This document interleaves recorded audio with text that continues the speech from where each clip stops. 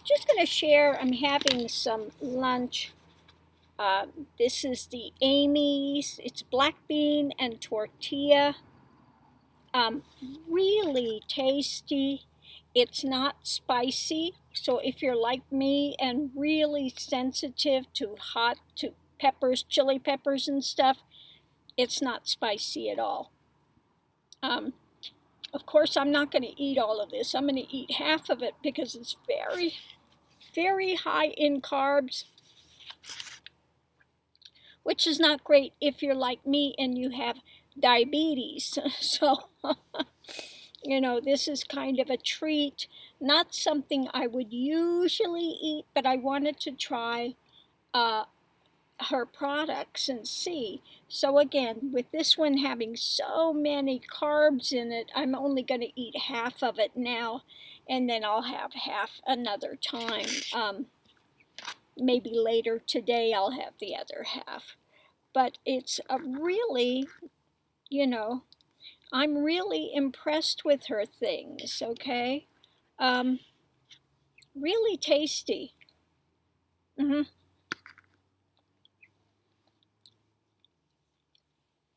Mm.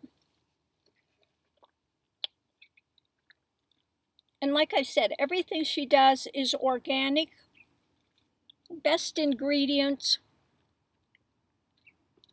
It doesn't look really appetizing, but the taste is right up there. It's really nice. So yeah, I'm enjoying this one, the Amy's. So I'm going to get back to having the rest of my lunch. And, like I said, if you are carb sensitive and you have diabetes, you wouldn't want to eat this whole thing at once because it does have very high in carbs, which convert to many times sugars very quickly. So again, I'm not going to eat all of this in one sitting. So I'm going to leave this here, get back to my very yummy lunch. I'm looking forward to some of her other ones. Now, another one I see she have may be a bit dicey, pad thai, because some of those are very sweet pad thai dishes. And I have to see what she makes hers out of. And she does have like, what was it? The chana. I think it's the chana, the garbanzo bean chana masala. Hopefully it's not a masala based, because that's usually masala. When they make masala in India, it's a lot of black pepper and stuff in the masalas. Now, when I lived in India, I used to get the chana from the street vendors, and it was not overly hot. I would have them hold back on the chilies and stuff, fresh chilies, chopping up and putting in there. So we'll see.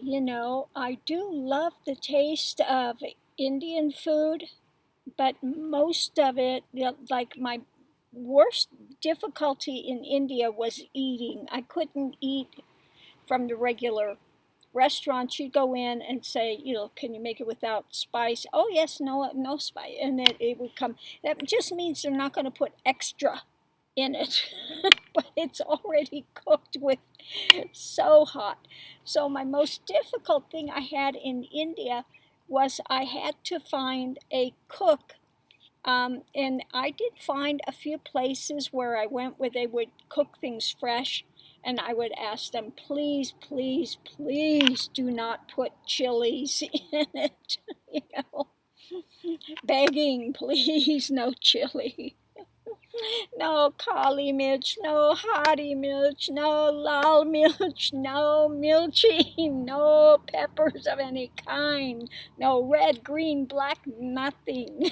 Okay, sada, make it plain.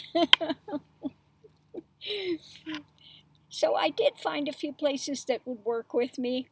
And I did go in at a couple of times and would cook for them. And of course, I don't have any hot spices in it. And they were surprised at how good it tasted, that you don't actually have to have all these real heavy spices to make something flavorful. So that was interesting too, going in and doing some cooking and exchanging some things there. Um, but yeah, that was my most difficult thing with living in India, was food, because if you are really sensitive, and like I said, I can't even do black pepper. Even black pepper, my mouth is flaming, you know, which is odd. Now, I had a grandfather. I don't know how he ate his stuff. We went to visit him once, and really, my grandparents, both sets, I've only seen like 1 or 2 times in my life. That was it. I really didn't see relatives and stuff. But I remember going over there, and he would have eggs in the morning. And he would have that egg, and the first thing he'd do, he would cover it with black pepper. You couldn't see the egg anymore.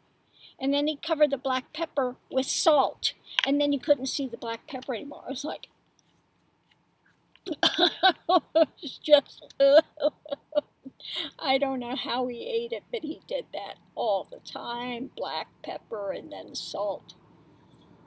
He did pass from a heart attack, not surprising with eating that much salt and stuff. So, yeah, hold back on it. Don't get crazy with the pepper and the salt and stuff. And yeah.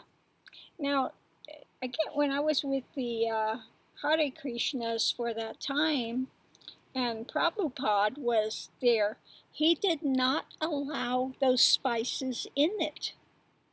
Okay? Those were forbidden. No peppers at all. Okay?